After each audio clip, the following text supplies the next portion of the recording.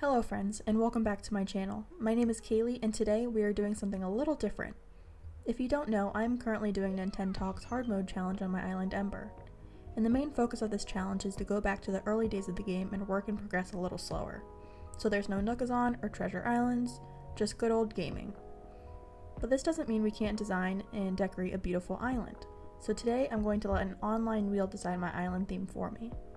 I did come up with 10 themes that I'd be willing to do, so they aren't anything crazy that I wouldn't actually enjoy building.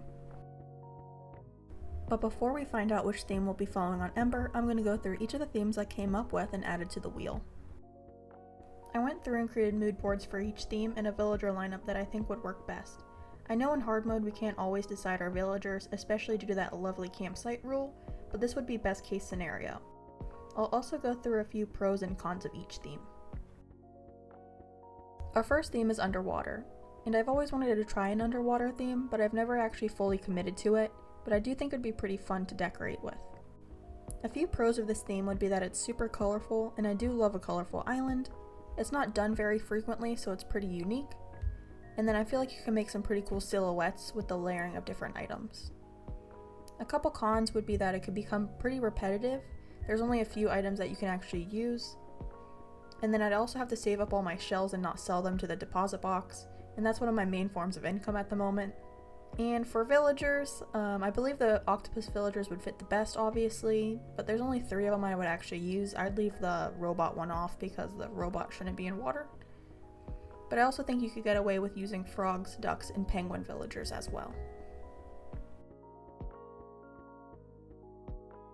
Next up is a fishing village, and for this one I'm thinking of a more neutral rural style village. For the pros, I just love the aesthetic of this idea, and all of the items that you can use are just beautiful.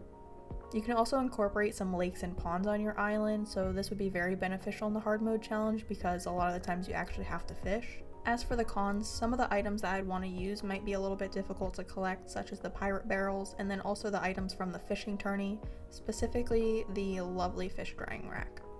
For the villagers, I went with all neutral color villagers, and most of the boy villagers that look a little bit more rough around the edges. Our third theme is a jungle or rainforest island. If you follow me on Instagram, you'll know I did a Kidcore jungle island, which was super colorful. But for this jungle, I'm thinking a little darker, mainly warm colors with like reds and oranges. Some pros for this theme would be that most of the decorations are natural items, so you can just collect these and craft them yourself. I also love to use trees of different sizes in my builds, and this works really well for natural themes including jungles. You can also do some pretty cool terraforming. A con would be that you might be a little limited in the items that you can actually use, like you aren't going to be able to use some of the fun items that you see in your Nook store. Like I said before, I was going for a more dark and warm color jungle, so most of the villagers I picked were warm toned jungle villagers, but I think any monkey, tiger, and gorilla villager could work for this theme.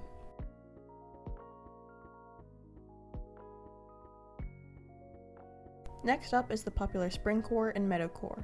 These islands are always so pretty and aesthetically pleasing, but I've never actually had a normal Springcore or even cottagecore island before. A pro for this theme would be that it'd be pretty easy to collect items to decorate with. A lot of the items you can craft yourself, and you can also use a bunch of flowers and trees to decorate with. A con for me personally would be that I don't think there's a lot of ways to make Springcore or Meadowcore islands very unique, so designing can be a little limiting and your island might end up looking a lot like someone else's. For the villagers, I picked all the neutral cuties. The pretty popular villagers like Maple and Fauna would work great for this theme.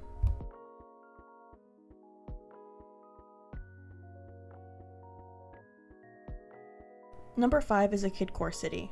I love the idea of creating an island in this theme. It's like a normal city core island, but I feel like you can be a little bit more creative with the items that you use.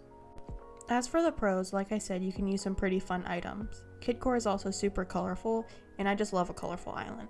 A major con for me would be that this island theme uses an actual road, so making the custom codes might be a little bit difficult since I've never actually created road codes before.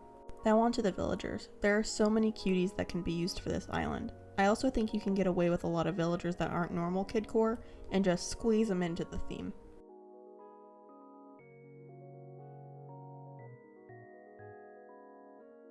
Up next is one of my favorites, and that's Haunted Farm. Similar to a normal Farmcore island, but a little bit more dark and spooky. I'd love to do this theme and have the island set in nighttime with some fog. Some of the pros would be that you can use your extra crops that you can't sell as decoration. This also lets you turn your functional farm into a decorative addition to your island. For the cons, some of the items might be a little hard to find and a little expensive, mainly thinking of all the storefronts I'd want to use. For the villagers, I picked some of the darker colored farm animals, but I think you could make most of the farm villagers fit this theme.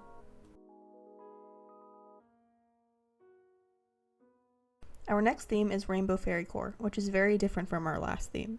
But for this one, I could see us turning the whole island into rainbow or turning each section of the island into its own color. A pro for this theme is that since you're doing a rainbow island, there's a lot of items to pick from, and you don't have to limit your selection based on a specific color palette. A con would be trying to get an equal number of villagers of each color, like you wouldn't want to have a rainbow island with only blue villagers. As for the villagers, I think this is pretty self-explanatory, but I tried to pick one villager of each color.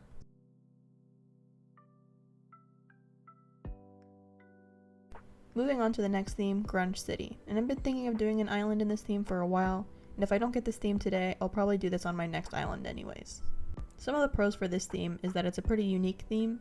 You can use some of the villagers that most people don't like, and you can actually use some of the cardboard and trash items that you've been collecting.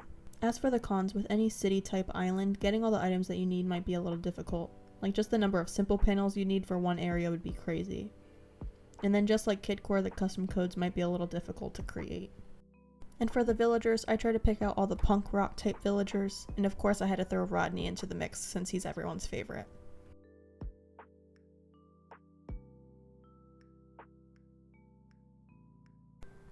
Our next theme is Wild West, and for this theme I'm thinking you could have a town in the front of your island, and in the back you could have pretty cool terraforming as mountains and canyons. Pros for this theme are very similar to the Haunted Farm Island, where you can turn your functional farm into an actual build on your island, and if you do decide to do the canyons and mountains, this could take up a good section of your map, so you might be able to save some time decorating with just some cool terraforming. As for the cons, some of the items that I would want to use might be a little difficult to come by. For the canyons, I would think that you could use some termite mounds, but those only come from the bug off from Flick. For the villagers, I mainly pick neutral tone farm villagers.